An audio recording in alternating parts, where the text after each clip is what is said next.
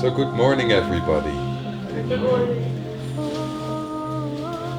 I think today will be a little bit an exciting day, but you never know. It's all up to you.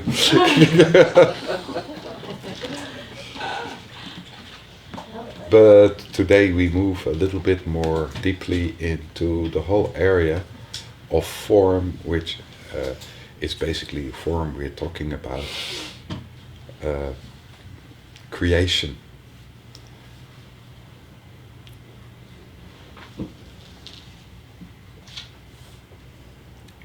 And creation, when we look to the whole realm of creation, it's more as only the physical creation. Most of our build-up, when you move back into history or you look in how it's built up, is connected with creation. And of course, when we look at creation itself, at the start of creation, and we can take the Bible with it, but everything what is created, when you look to it, that means that something is split off.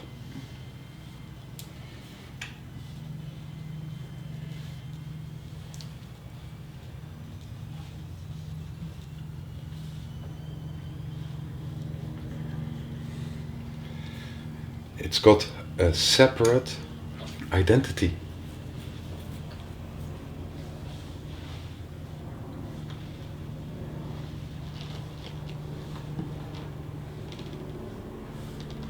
A separate life for a certain time space. But again, this is not absolute and totally true. It's only part of a separate life, because in the end everything is also part of creation.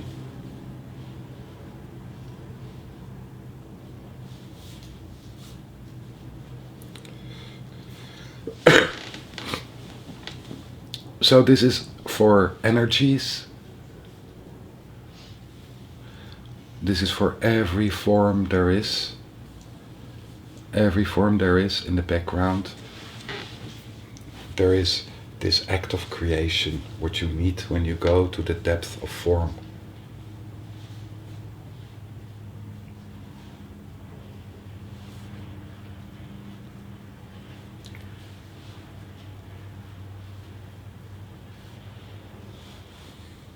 So one of the first things, if you look into creation itself, what comes forward, at least which is important, I think, for us, and I think it's one of the first things which creation is based on, is the split between male and female. The very basic split there, between push and pull.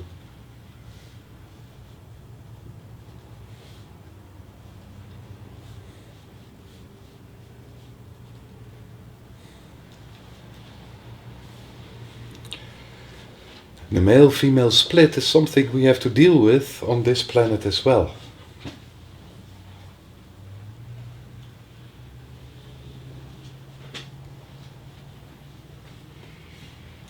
And yesterday, in the end of the day, when I talked a little bit about qualities, all the examples of the qualities, Georgi said later to me, are male, the male use of qualities. All has to do with manifestation.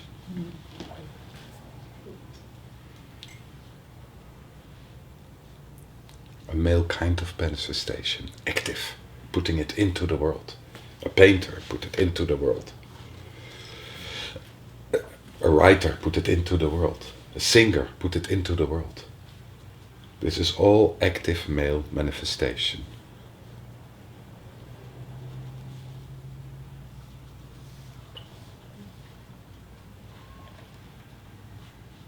So, I think it's interesting to hear more from the female.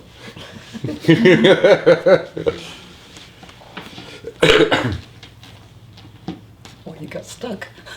No, I'm not getting stuck, but What about the mother, and what about, you know, so you just kind of ignored those? Yeah. Or is it that we somehow, The automatic Don't- examples that come forward are the active Those ones, are the manifestation.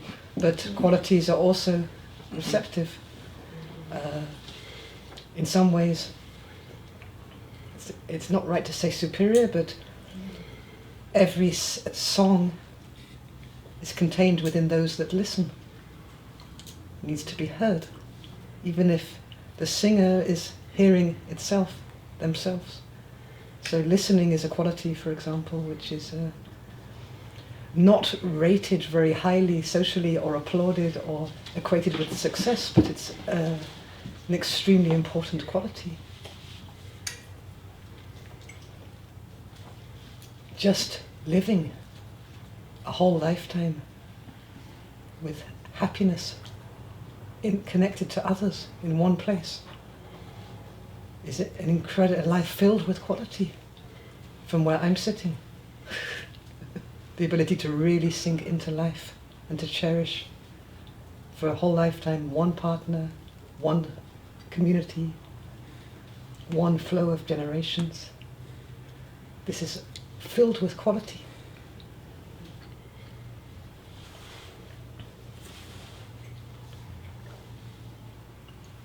Being disentangled, being open-hearted, but not controlling, not needing to affect, to influence.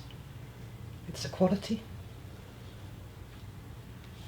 It's like the unconditional love of grandmother, a good grandmother.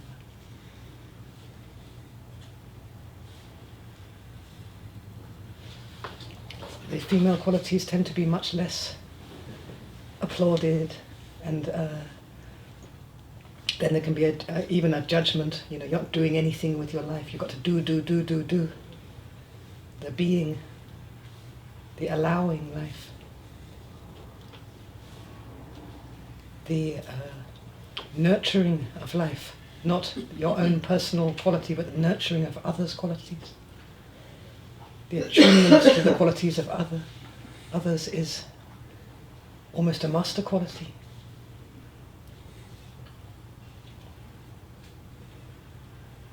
Which is in the social field very much taken for granted and stamped on in a way. But certainly where I work, at the Technion, it's a male institute of technology. I've been involved with them for about 15 years from the outside. But there's basically one woman from the background running the whole show. She's a quality spotter. Mm-hmm. She doesn't use her own, but she has the quality to identify qualities. Mm-hmm. The presidents come and go, the professors come and go, and she is from the totally an unseen place making the Technion something very, very positive over generations. Of course, it's not appreciated, but it's so unconditional from her. She's religious, Jewish. So that's about the quality field. It's not what it seems. Everything has its quality. When it feels easy and right and authentic, it's probably a quality. We're in a very imbalanced stage in a way. If you look at, for example, to the social media, where everybody's talking, stating, maybe 95%. 5% are actually reading. You know, the like button, at least I go like, I don't read it. I don't watch. I mean, sometimes I do, but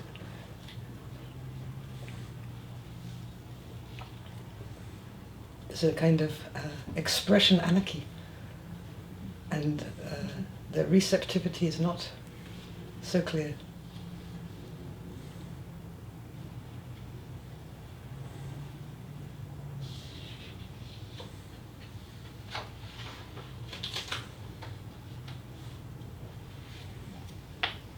It's about qualities. So, about male-female polarity. Very basically the push and the pull.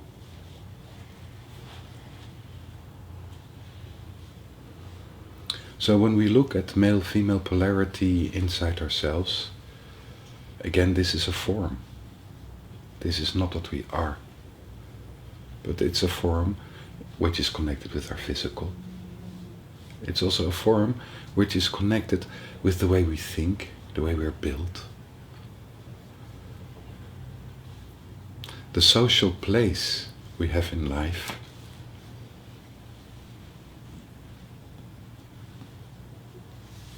And it is a form which brings forward basically very, very deep conflicts.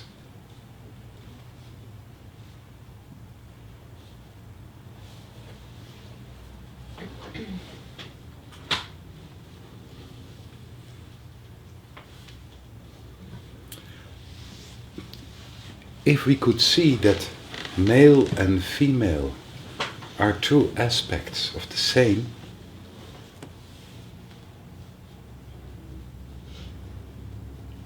source, basically of the same, it would make things more easy in a way that there is a difference, but it's equal. It cannot be different. It cannot be different as equal. That's not good English, but how do you say this in English? Opposite and equal? No, separate but equal. Not separate but equal. There is not a way that it couldn't be equal. Balance. Because of the balance. Yeah. It is crazy when you look that when two things are coming from the same, that there is a competition. That there is no equality. Because both are part of the same source and both need each other. There is no female without male possible. And there is no male without female possible.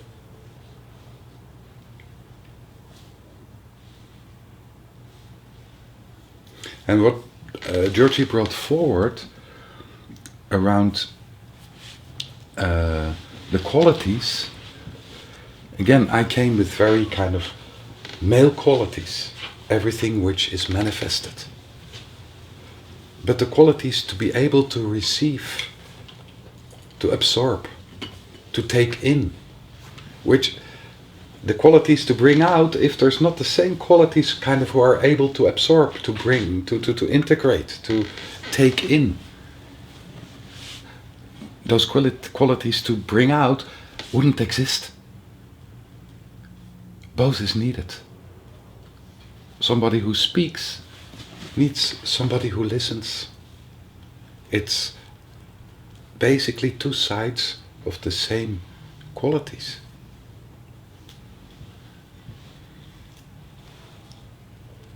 Somebody who sings needs somebody with a musical ear to listen. An artist who paints needs an artistic eye to receive what he's painting.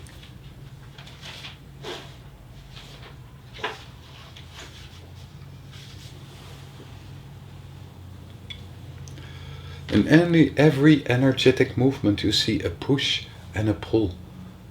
And most of the times the push and the pull are really working together. If there is a push, there is a pull.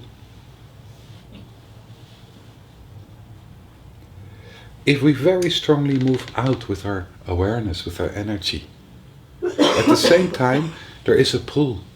We are pulled more and more into our own center. If we let ourselves be pulled more and more into our own center, automatically there is an expansion of energy. It's balanced. It comes together.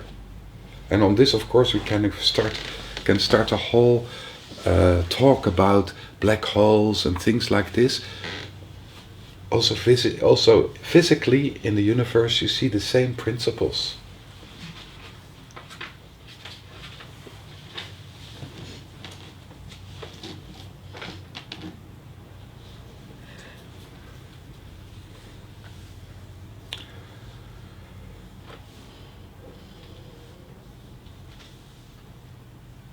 So if we look deeply inside ourselves, in what we see as the male archetype inside ourselves, and what we see as the female archetype inside ourselves,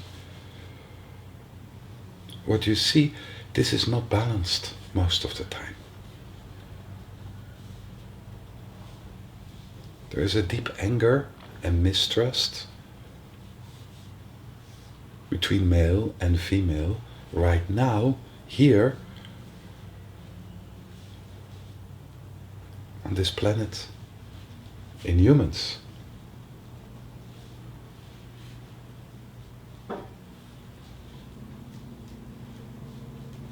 And of course, when we look to the history, there has been, if you look at it in a certain way, a repression of female.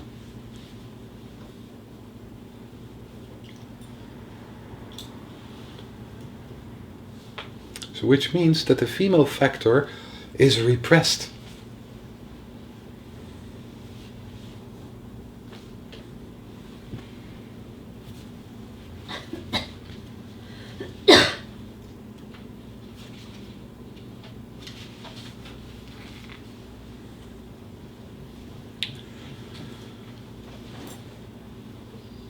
So is it that the male factor is repressing the female factor?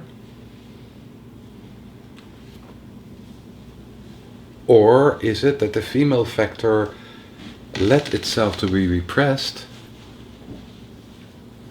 to have a grip on the male factor? To have a grip on the male factor.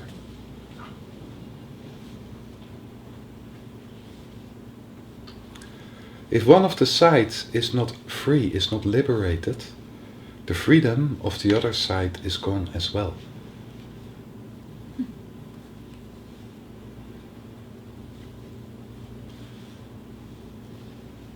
Again, this works with balance. Could you say that last part again? If one of the sides is losing freedom, is repressed, then by itself the other side is losing freedom as well. If you really look deeply into male-female polarity, how it's kind of embodied, physically embodied on this planet, you see it's a working together in which both sides lose the freedom.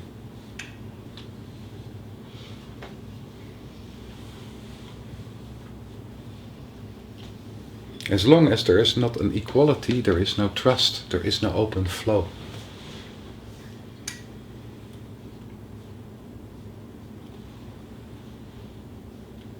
As long as the active is more important as the receptive, the active cannot flow freely either, because it's dependent on the receptive. You understand?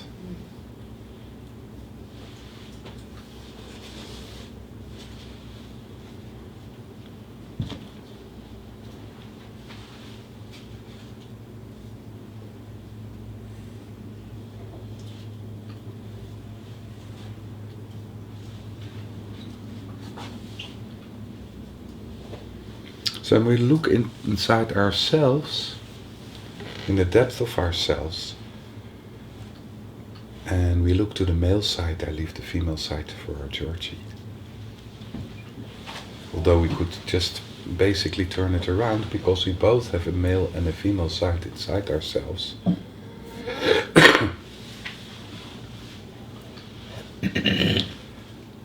But socially, how I was brought up, and what is for fathers, father after father after father after father after father in my background, is that females need to be protected. You need to take care of them. You need kind of to really take care of them in a way that they can kind of have a life. Because without care and without being surrounded with care, a female cannot have a life. It's too weak. I'm I'm really talking very black and white.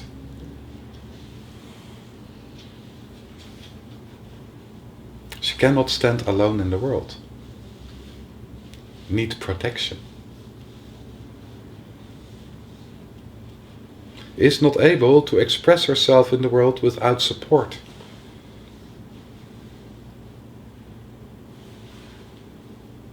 Is not strong.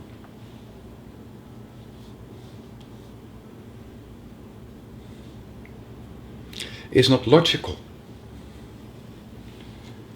Is not able to structure.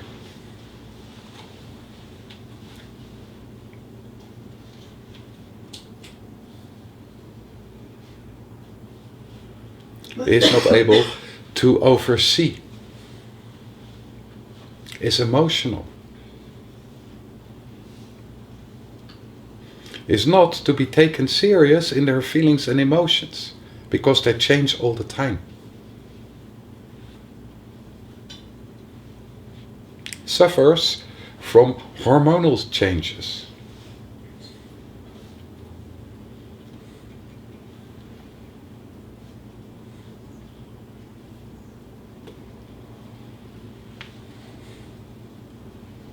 Needs structure, needs guidance.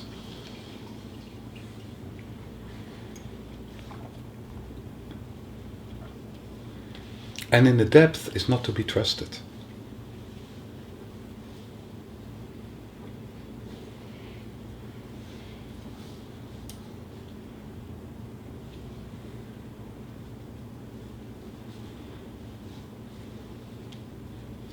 Is not to be trusted because every female somewhere has a secret life. And you don't know exactly from the secret life what will come forward.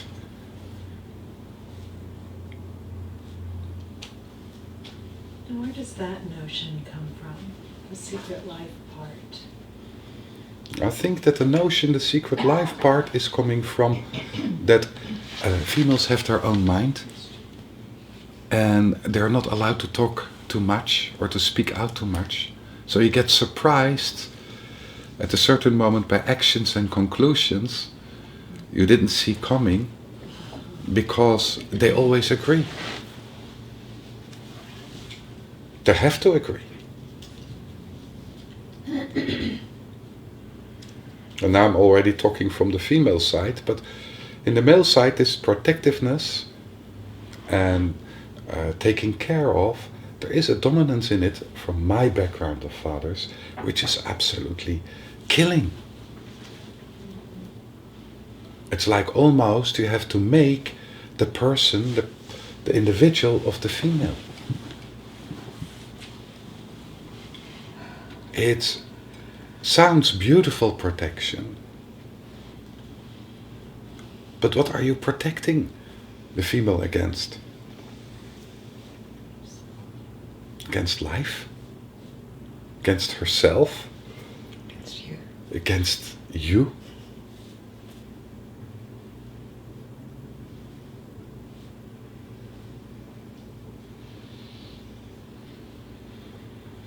And I know that when I look into this, and I'm saying it very exaggerated, when I look into it through the line of fathers, there is a lot of heart and love in it, and a lot of real care.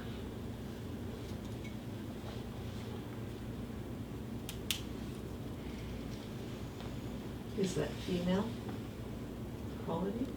Love and heart and real care now is both male and female. I think that it's both there. It's there, but there is so much suppression in it as well. It just becomes too rigid. It becomes, sorry? It becomes too rigid. It becomes absolutely too rigid. It's not realistic. And my father was extreme. He was extreme in his dominance and his care towards my mother. He was extreme even that he would say, okay, my mother's name was Lena. Lena has to go to the toilet now. He decided when she was going to piss and not.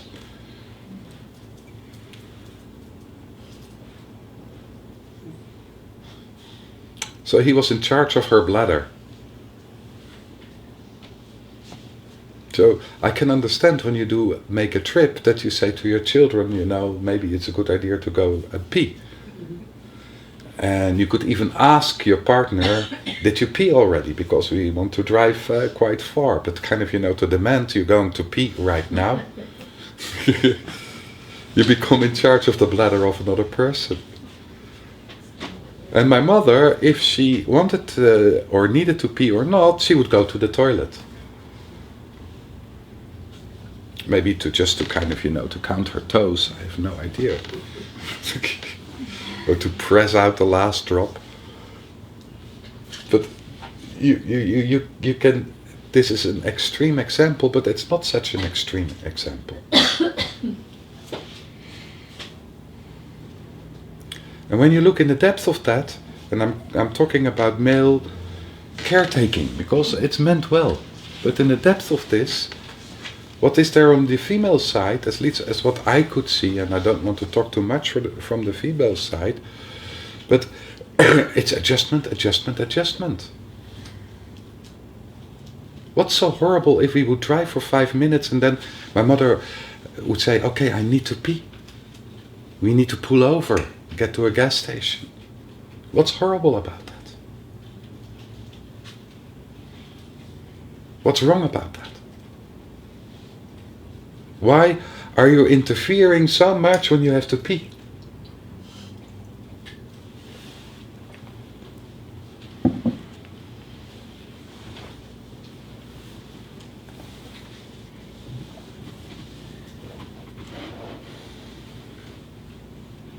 So, what we're talking about is that care becomes control.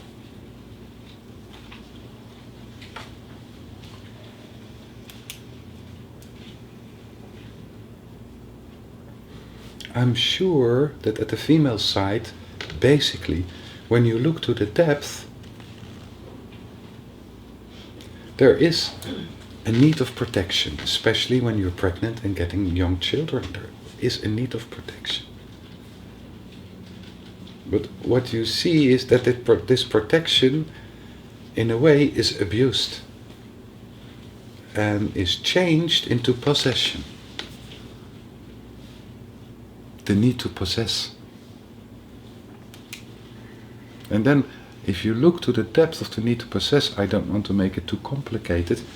Is this male or is this female?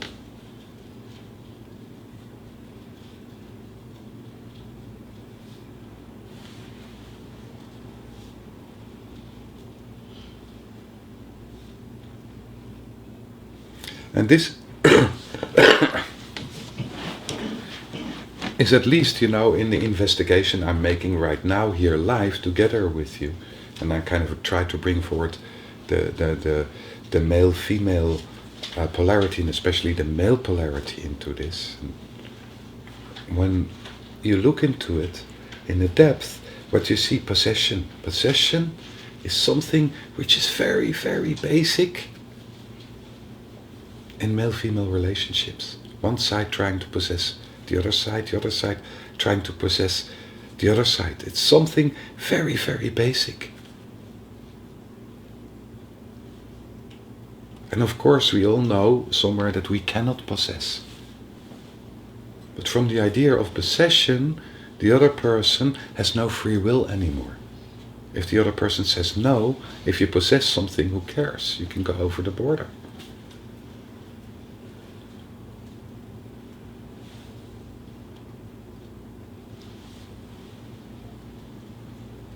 And in my eyes, males and females both cross borders.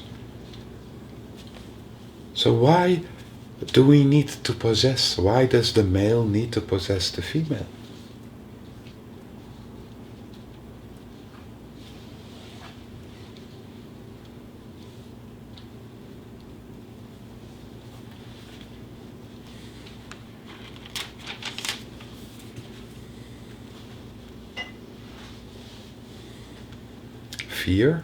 Fear of losing,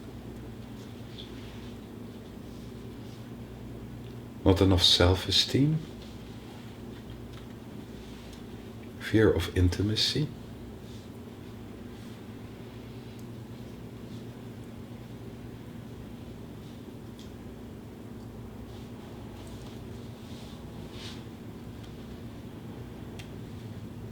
self-rejection. All of this is kind of connected with it, but is that really the reason why we feel this need to possess the other?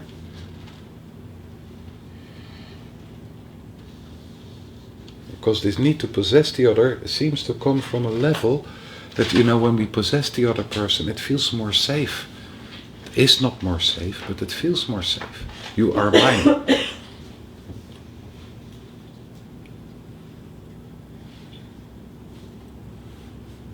So what's unsafe?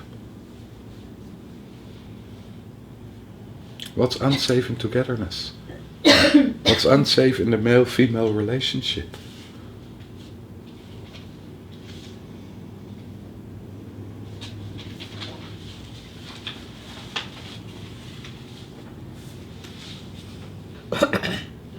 But I think we know the female counterpart to everything Bart said. And we don't really need to give it form because it's really based on illusion, even though it's quite demonic in a way. We think Satan's bad, but his wife is pretty vicious.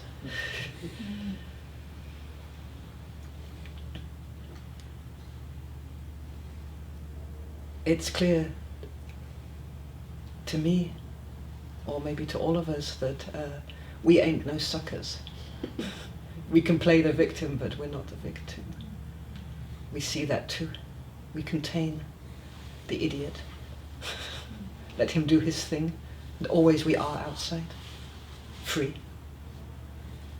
No matter how much he can possess, he hasn't given birth.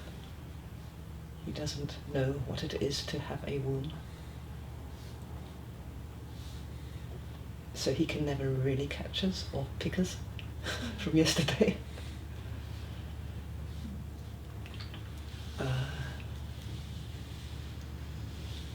There is something deep inside the female aspect which is always outside, never possessible. But there's also a deep rage at that it can't be held, that it's never total.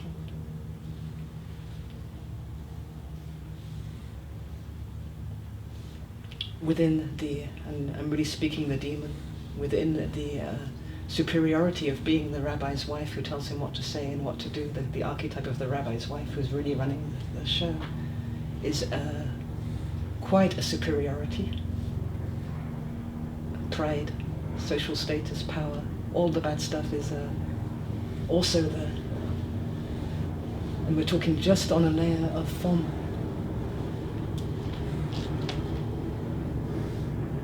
Just as men go to war and kill each other, in thousands, women spiritually kill each other from jealousy, in the war of possession, in this belief in possession that it's possible to possess.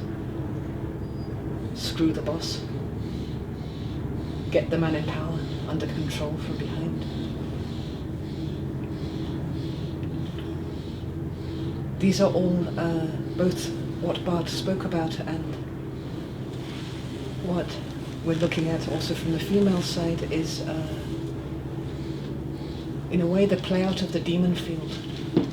All of that repressed emotion and pain playing out through us, charged with instinct, but quite blind, but overpowering us, taking form often.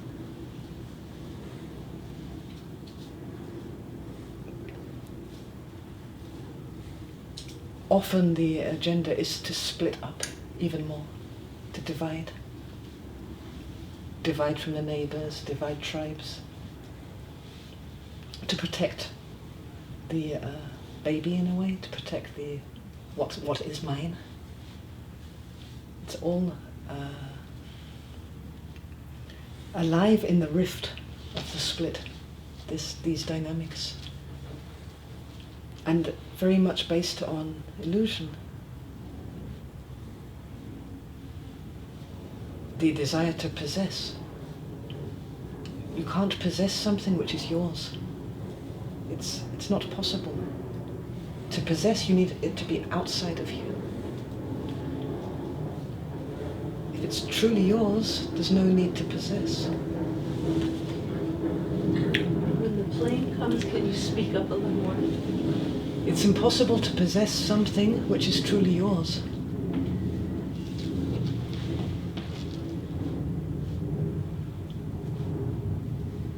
If you're truly able to take something in, it's truly part of you. If you allow that, there's no need to possess it anymore.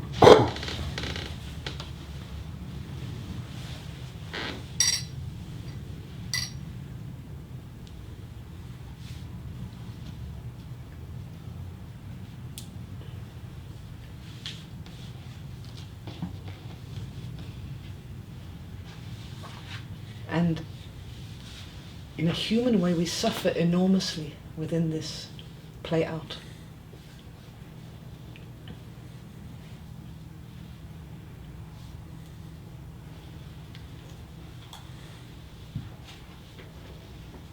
Betrayal, abandonment,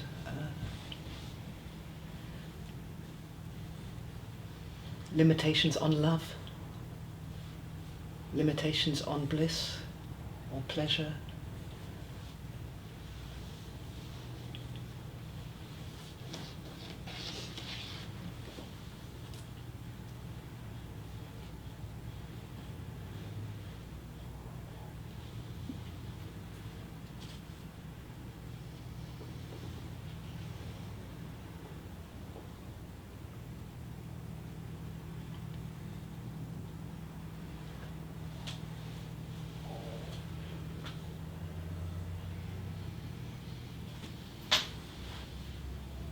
In a way, inside ourselves, when these kind of powerful, very painful feelings come forward to do with the male-female split, what they're doing is separating us out into polarity also. And there's a service in that, because when it's very, very powerful, the pain or the dread, the horror, at a certain stage we let go, and that which is behind it becomes more clear. We're able to see the horror, and it's not what we are. From the level of awareness.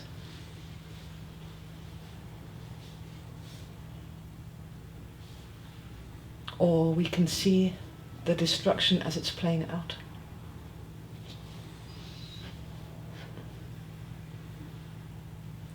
And in this we begin to realize that which can never be lost, which was never split, which is always here.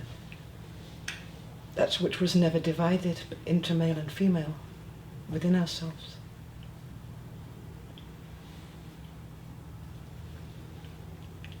And in that stepping back to something more true, there is a kind of liberation of the male-female aspects where refinement can begin. And refinement always leads out of the horror. It leads from jealousy to compassion. It leads from fear to freedom, from control to care. But from within the struggle, if we're identified, we can't let that happen, only from behind, where we're from behind both male and female within ourselves.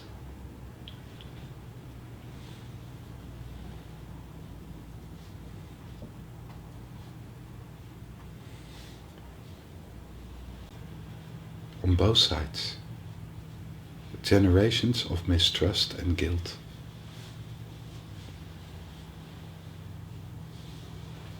The amount of violence and abuse on both sides, in different ways.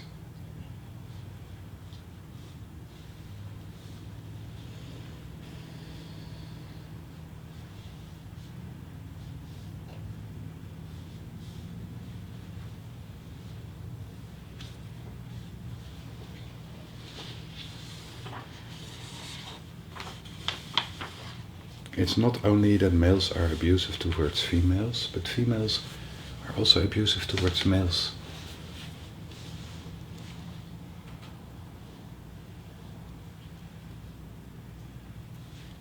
in different ways.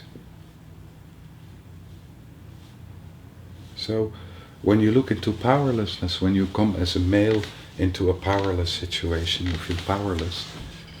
So what the male draws on is physical violence.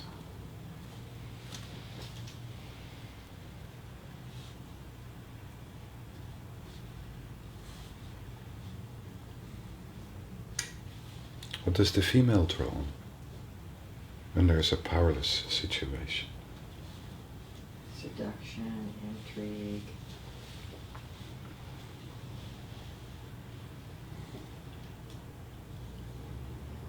I think very easily superiority, emotional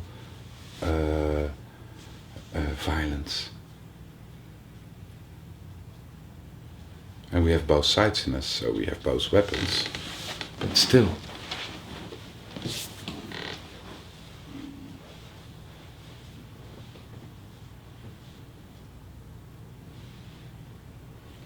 Can you give an example of emotional violence? one form of emotional violence is, and cruelty is, rejection.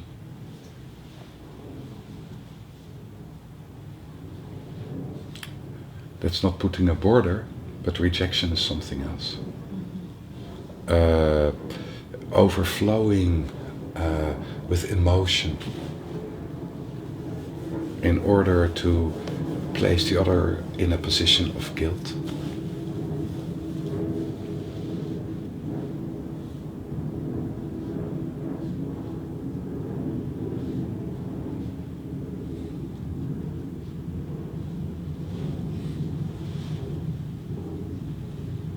Walk on eggs.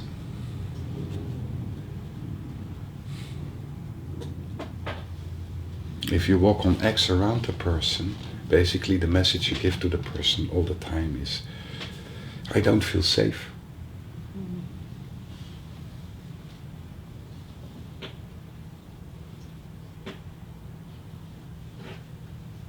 And in this way, when you walk on eggs, it's all kind of working together. If one person walks on eggs, the other person automatically gets more violent. It's a balance for your own anger. What? What did you say? Go ahead. Okay.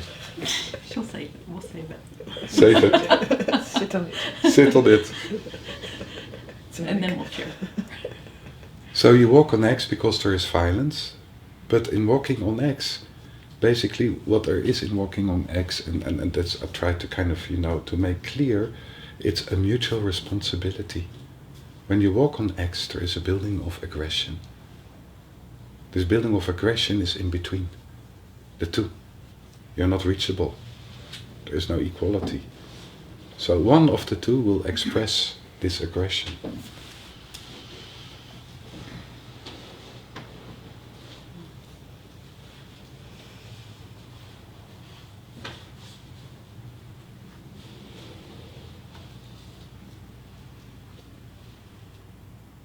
I really try to kind of move into the whole female polarity without judgment. I kind of really not kind of saying, this is guilty or that is guilty. But try to really kind of try to look at it without judgment and kind of see how an imbalance is creating situations where violence is coming forward.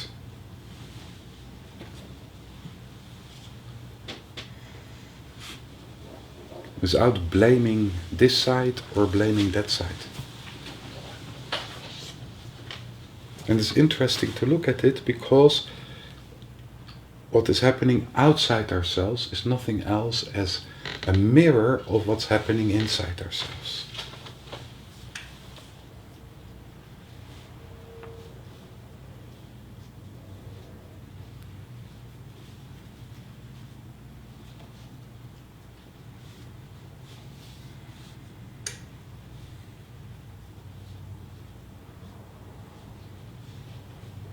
Does that mean if this is playing out outside ourselves in a relationship, that those things are going on inside in your own polarity. Of course.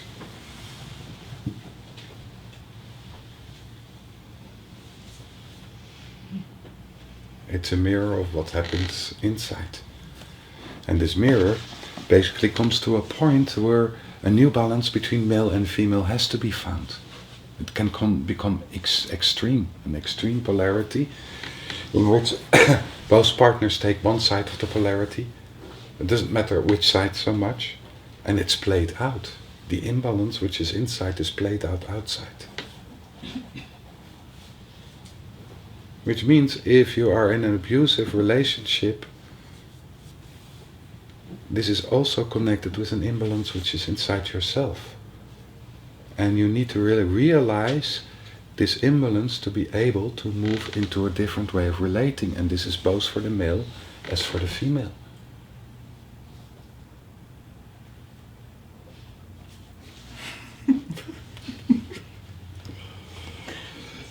What did you say? When you made that face, you looked a little like Dodo. I saw Dodo. Yeah. I have a good example. It was like I realized that when I was growing up, my father would come home at 5 o'clock and he wanted dinner on the table.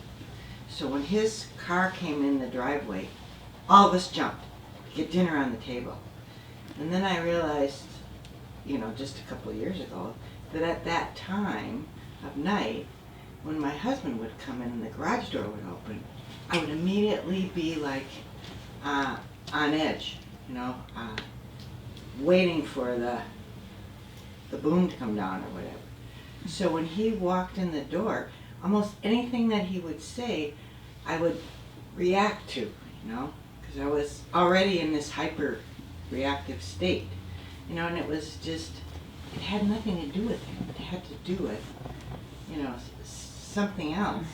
And that was really freeing when I realized that I was stimulating by my past the way he would, that whole bad exchange almost every night. Yeah. It was quite interesting. Yeah. So that's a beautiful example. Some examples I think of are, when you talked about culture before. Yeah. So because it comes from culture. Yeah. What men are supposed to do and how they're supposed to look and behave and how women are supposed to. When a woman is in her full self, if she has a partner who becomes abusive, she doesn't have to start with an imbalance in herself.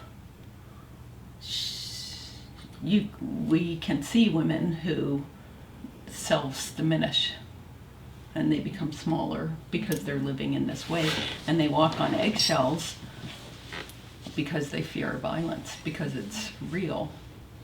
Not that it permits more violence. In some ways it prevents violence from getting worse. It maintains the power imbalance and the abuse of power. I don't think it invites it.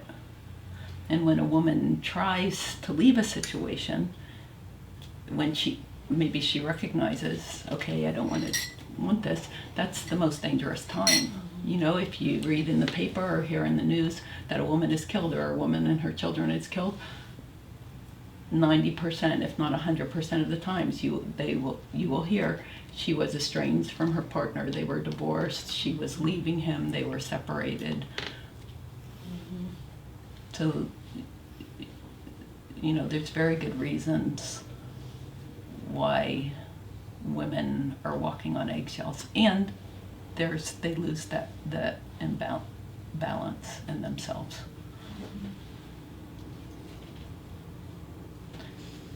I know you say it without judgment, and but I just needed to say. I hear you. Because I think people have perceptions of. I understand, and I don't want to go into a discussion in this too much, but the whole play out of when she leaves the situation, because it becomes unbearable. Because it becomes unbearable to walk on eggshells. And the violence which is coming then is an interplay of also her, for this period, basically walking on eggshells, kind of diminishing herself to survive. But the other side is also a human being. So to kind of, to give the other side the opportunity to become more and more and more a monster is also the responsibility from the victim. It's both. It's where you put the border at a certain point, and that you let it come so far that you walk on eggshells says something about an imbalance inside yourself. And there's no judgment in it. I don't mean it as a judgment, but if the person who walks on eggshells don't learn to kind of, to more stand in her own strength, then the possibility that she will walk in eggshells the next relationship is there. You understand? It's an attitude. It's feeding each other. Yeah. Kind of like. Yeah. And I think the way that you're talking about the part that doesn't work for me in this is that it sounds like we're talking about one person and another person. No. When in your example, I think it was really beautiful because we're talking, and you were talking about culture and you were talking about generations. Yeah. This isn't an imbalance in one person causing another person to be violent. No. This is a cultural, generational influence within, it doesn't matter what your gender is, you're influenced in this way, and it's playing out through the particular person in front of you and the children and the next generation that hasn't been born yet.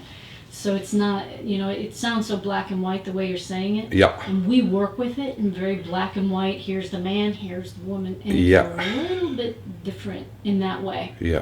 As opposed to looking at the skewed over time. Like there's a lot of playing out of energy that was maybe initiated at the imbalance was initiated hundreds of thousands of years ago, and it's manifesting now through both male and female bodies. Yeah, exactly. And Walt Disney. And Walt Disney. And Walt Disney, yes. Yeah. Media. Yeah.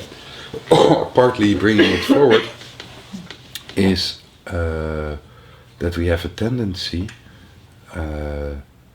why I kind of bring it forward black and white, we have a tendency to kind of take away responsibility from the victim.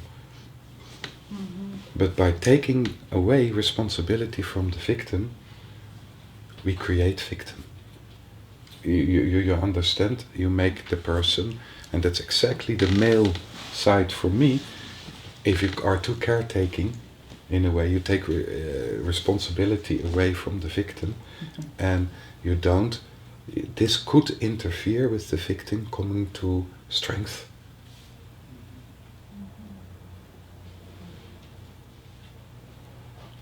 It's like you're helpless in such a situation. And if one of the partners is helpless in such a situation and the other is not, then it's really a helpless situation. You understand that some situations are like this, but it's often an interplay of helplessness on both sides, which becomes very, very destructive.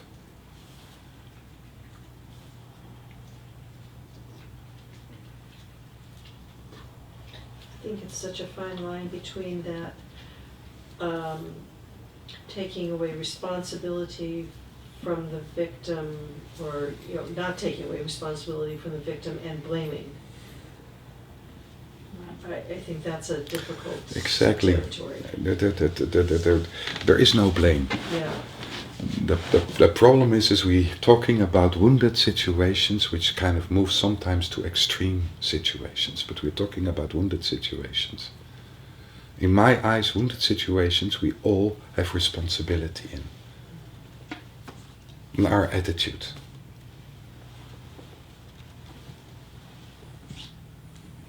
in society, what's built cultural, but when you look inside society and cultural,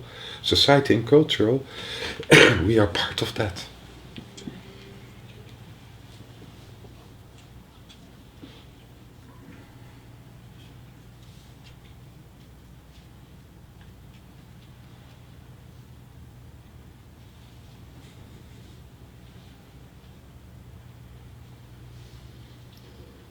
And I don't think that it's something which is there to be resolved very easily.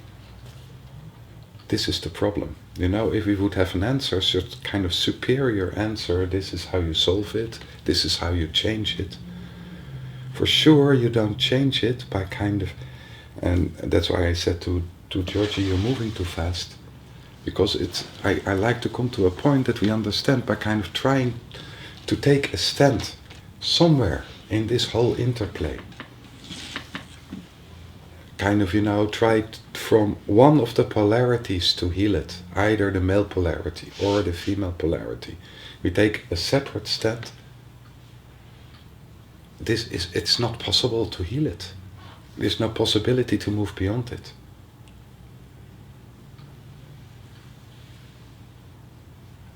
As long as we're looking for a victim and for a cause and for something, you know, why is this? We're in the polarity. This doesn't work.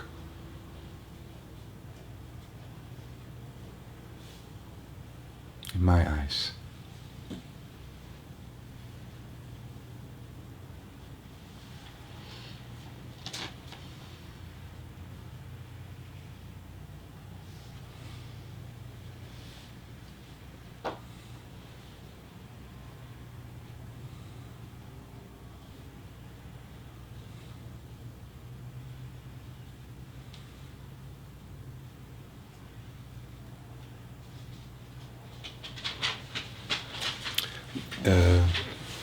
If we want to make the whole male-female polarity different, and what plays out right now in the world in violence and in pain, abuse, rape, and all of this, the only way I see it, it's possible if we work together as male and female.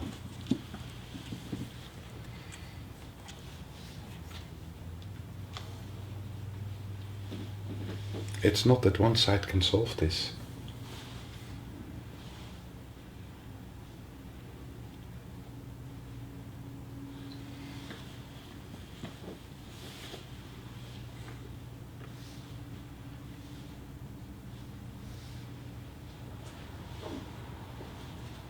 Although if one side could solve it, it would be the male.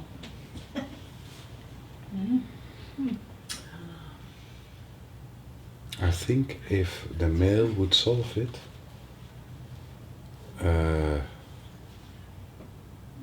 nothing would change.